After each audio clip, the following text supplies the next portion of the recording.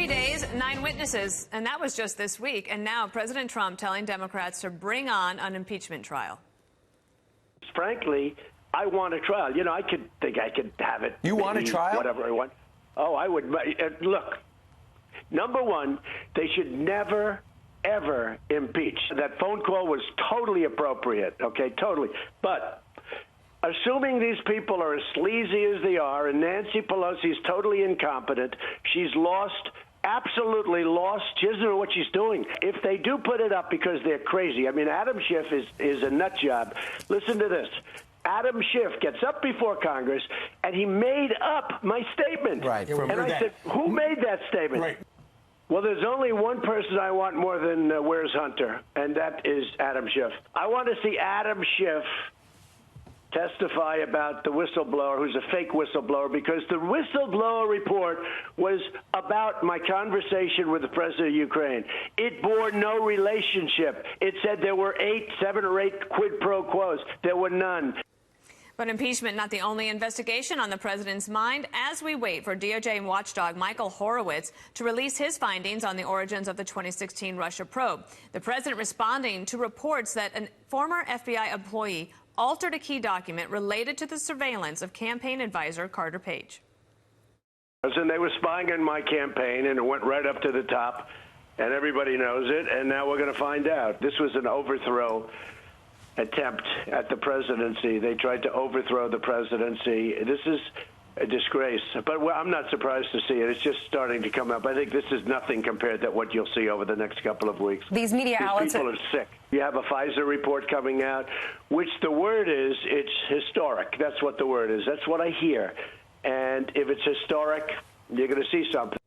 The highly anticipated report on those alleged FISA abuses that the president was just talking about is due to come out in a couple of weeks. Of course, we'll bring that to you live. Joining me now is Florida Republican Congressman Michael Waltz. He's a member of the House Armed Services Committee. And here we are, TGIF, because it was quite a week of impeachment. Yeah. How do you see things at the end of the week? I have Democrats who say they made a great case, and Republicans say they have no case at all.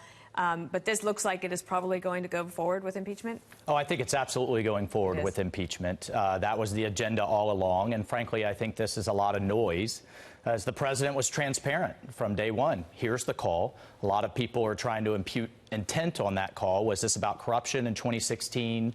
Was this about aid? Was this about I think the part that's overlooked is getting our allies involved. And the president has had questions about aid from day one. He's not a fan of foreign aid. I actually think it is very helpful, but he wants some very strict requirements on it. At the end of the day, it's going to boil down to how you see that call. I think the rest of this is a lot of noise. And I got to tell you, from Floridians back home, what I get loud and clear from them is everything that we're not doing. Whether it's transportation and infrastructure, or health care, or prescription drugs. Opioids, there's a lot. I think a lot of this just kind of flies over their head. Can I ask you, though, if the Democrats are going to try to make the case that the president was trying to ask, using taxpayer dollars to ask a foreign country to investigate a domestic political rival in Joe Biden, do you think that is fair? And if the president, if it turns out that people think that, yeah, he was doing something that was inappropriate, asking Ukraine to investigate Joe Biden, either for 2016 or 2020, do you think it was appropriate to make that ask? Well, I think on the one hand, it is, whether you see it that way or whether you see that he has been very clear since day one that he was worried about 2016, what happened, and that's going to get to this FISA report that's coming out, whether the Bidens abused their power as a sitting vice president to enrich their family, and we're not even talking about how you get $1 billion from China yet, overlaid with his concerns about allies helping Ukraine and overlaid with his concerns about the effectiveness of our aid. I think it's all of those pieces that are, but regardless, even if you take that, what the Democrats, or how they're interpreting that phone call, everyone I talk to doesn't think that rises to treason, bribery, or high crime and misdemeanor. And it's not worth the cost within a year of election for what we're dragging the country through and what we're not getting done. So I think all of those things together. One of the things President Trump said this morning is that he does not think Speaker Pelosi will move forward with USMCA. That's the replacement of NAFTA.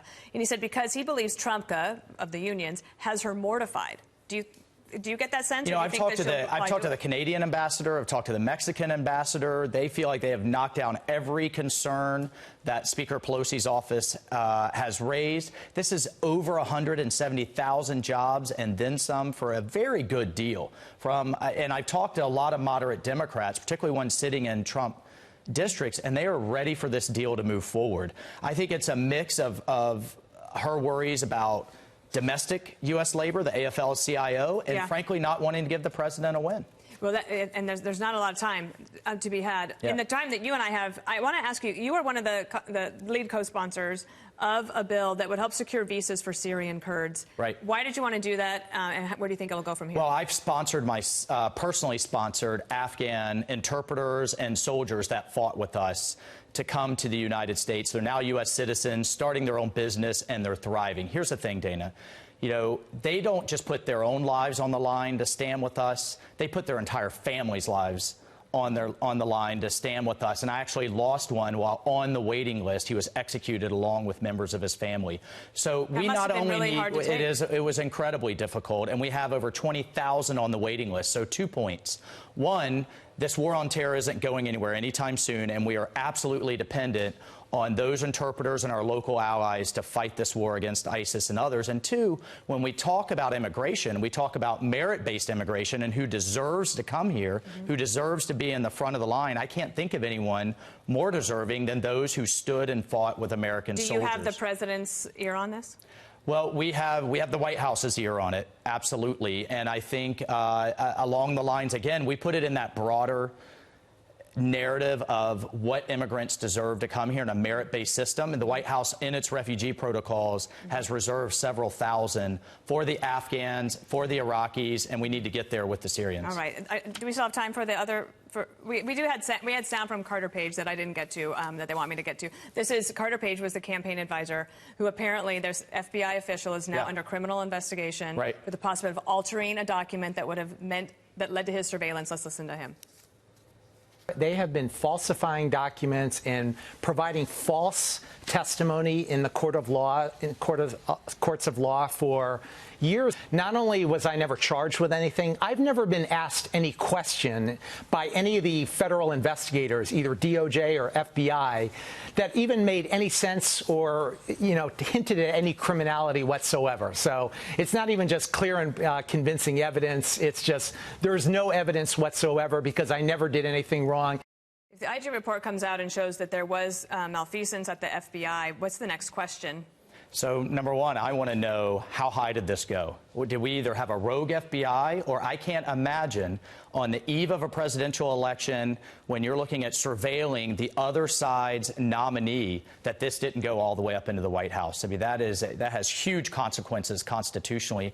And then, you know, the other piece is the FISA process is sacred in our democracy. That's the power of the state to surveil our own citizens. And if that was corrupted in any way, we absolutely have to get to the bottom of it. And there might be some changes in that procedure at that point. Yep. All right, Congressman Michael Waltz, great to have you in New York. Thanks, Dana.